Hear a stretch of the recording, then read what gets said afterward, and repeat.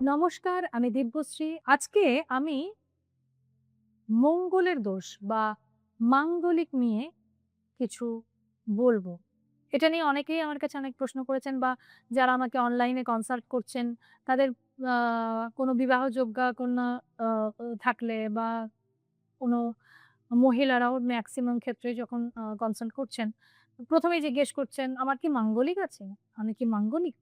তো মাঙ্গলিক নিয়ে কিছু কথা বলবো, যেগুলো আমি অনেক চার্ট স্টাডি করে দেখেছি। কিছু পয়েন্টও আমি নোট করেছি, যেগুলো আমি প্রত্যেকের ক্ষেত্রে দেখছি। এগুলো তো স্ট্যাটিস্টিক্স অনুযায়ীও আমরা নিজেদের বিভিন্ন রিসার্চ ওয়ার্ক করছি বা এগুলো নিয়ে অনেক পড়াশোনাও করছি। আ তো একটা জিনিস জেনে রাখুন, মঙ্গল লগ্ন, চতুর্থ, সপ্তম, অষ্টম, দ্বাদশ এই স্থানে অবস্থান করলে আমরা মঙ্গলের দোষ আছে বলে মনে করি। তবে লগ্নের মঙ্গল এবং সপ্তমের মঙ্গল অতটা নেগেটিভ হয় না বলে দেখে এসেছি। এবার মঙ্গলের দোষ যে উম কিভাবে বেশ অনেক অসুবিধায় ফেলে দেয়। আর কি এর সাথে অ্যাড অন কি আ কম্বিনেশনস থাকলে সেগুলো আলোচনা করব। কারণ মঙ্গল কোন ঘরে থাকলে মঙ্গলের দোষ হয় সেগুলোর অনেক ব্যতিক্রম আছে। এই যে বললাম লগ্নের মঙ্গল এবং সপ্তমের মঙ্গল অতটা নেগেটিভ প্রভাব দেয় না, তারও ব্যতিক্রম আছে। প্রত্যেকটা জিনিস কিন্তু আ প্রচুর কম্বিনেশন এর উপর ডিপেন্ড করে কিন্তু ফল দেয়। যেমন বলছি, এই যে মঙ্গলের দোষ আছে বললাম লগ্ন, চতুর্থ, সপ্তম, অষ্টম, দ্বাদশ। এই যে মঙ্গলের দোষ থাকার সাথে এই এই মঙ্গলের এরকম অবস্থান থাকার সাথে যদি দেখা যায় যে মঙ্গল কেতুযুক্ত হয়ে রয়েছে বা রবির সাথে শনির একটা সংযোগ রয়েছে বা একে অন্যকে দৃষ্টি দিচ্ছে। এরকম যদি কম্বিনেশন আমরা দেখি বা মঙ্গলের সাথে শুক্র কানেক্টেড হয়ে থাকে, তাহলে কিন্তু এই মাঙ্গলিকের প্রভাব বেড়ে যায়। আর কোন ক্ষেত্রে বেড়ে যায়? মঙ্গল আর শনি যদি কানেক্টেড থাকে, তাহলে কিন্তু মঙ্গলের দোষের যে ডেপথটা, মঙ্গলের দোষটা আরো অনেক বেশি মাত্রায় ধরা দেয়। প্রভাবটা অনেক বেশি মাত্রায় থাকে।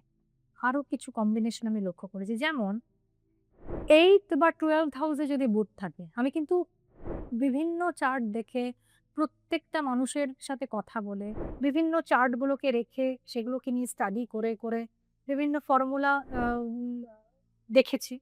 সেগুলোই আপনাদের সামনে তুলে ধরছি।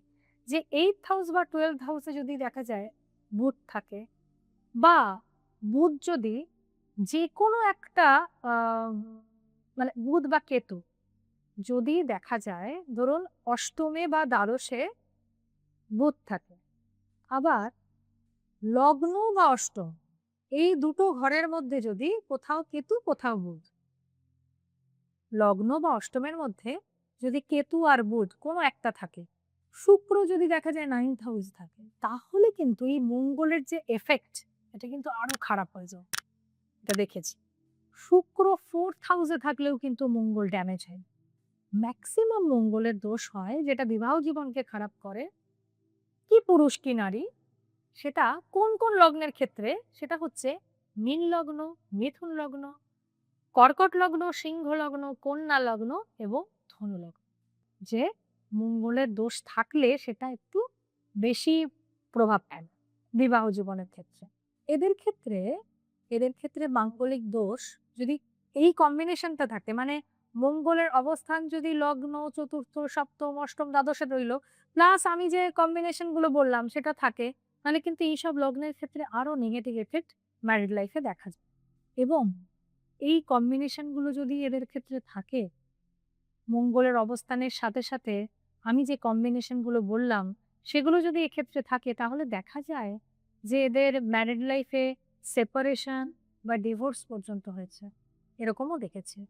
যদিও এর আরো ডিটেইলস দেখা প্রয়োজন। কারণ আমি তো শুধুমাত্র কেউ এলে শুধুমাত্র মাঙ্গলিক আছে কিনা বা বিবাহ জীবন খারাপ কেন শুধু মাঙ্গলিকের জন্য কিনা সেটা তো দেখি না। তার বাস্তুগত কি অসুবিধা হয়ে রয়েছে, তার নিউমেরোলজি এটাও দেখি। তার বিভিন্ন আরো অনেক প্রক্রিয়া আছে দেখার। তো শুধুমাত্র মাঙ্গলিক দেখেই বিবাহ জীবনের কথা আমরা বলি না। তাও বিবাহ জীবনের ক্ষেত্রে মাঙ্গলিকের বা মঙ্গলের একটা প্রভাব রয়েছে।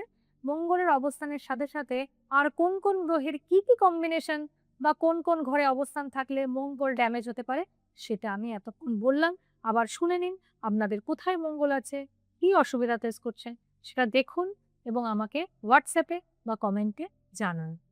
আমার এপিসোডটি এতক্ষণ দেখার জন্য অসংখ্য ধন্যবাদ।